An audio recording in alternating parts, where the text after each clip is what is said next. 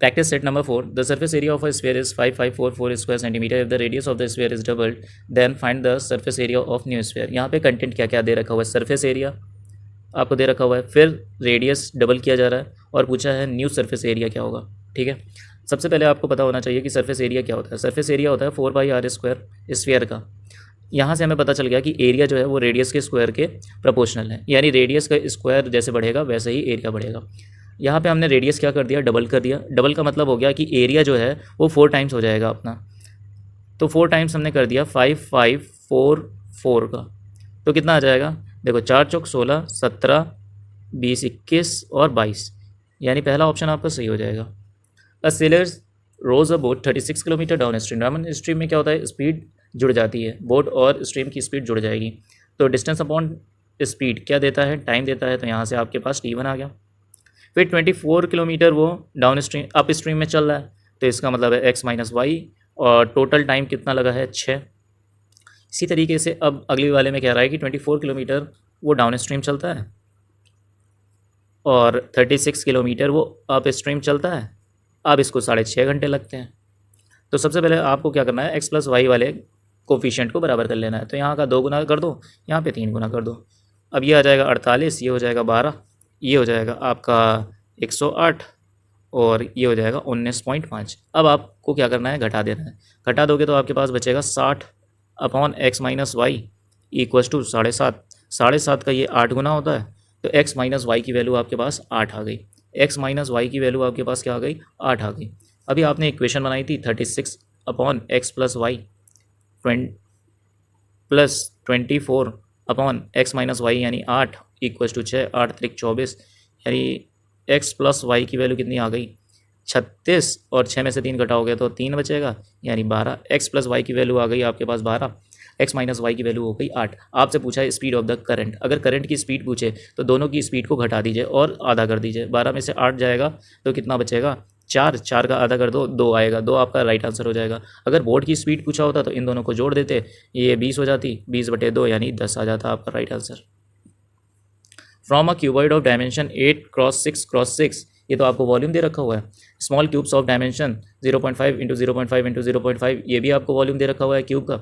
Are cut, how many small cubes can be cut from the big cuboid, तो यानी n की value पूछा है। तो अगर इस तरीके का कोई भी शेप दूसरे शेप में चेंज किया जाए तो, और पूछा जाए कि नंबर ऑफ शेप्स, तो क्या करते हैं, देखो volume of big shape upon volume of small shape.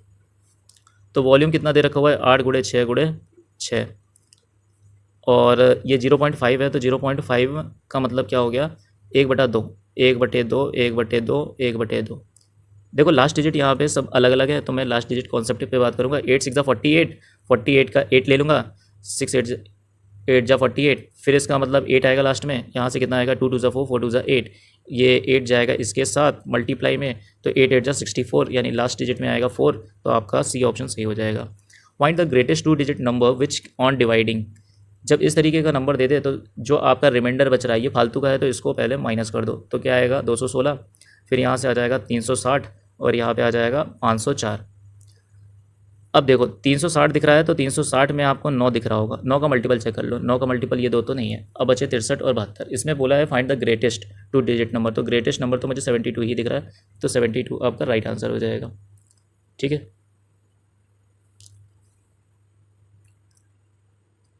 From a container having pure milk 35% is replaced by the water. मैंने वाटर से रिप्लेस कर दिया है, तो 35% की वैल्यू कितनी हो जाएगी, पहले ये बताओ। 5% की वैल्यू कितनी होती है, 1/20, 1/20, और 35 कितने टाइम से, 7 टाइम है, तो 7/20। ठीक है, हमने रिप्लेस किया है, तो अब मिल्क की क्वांटिटी कितनी बची, 20/13। अब इसको ये प्रोसेस कितनी बार किया गया है, 3 बार किया गया है, तो पावर क्या कर देंगे, 3 कर देंगे, ये आ जाएगा 8000, 8000, 1 2 3, और इसकी वैल्यू आ जाएगी 2197। ठीक है, अब इसका आपको परसेंटेज चाहिए, 2197 अपॉन 8000 इंटू 100%, 2 0 से 2 0 काट दो। अब देखो 80, 80 का ये कितने गुना है, 2 गुना है।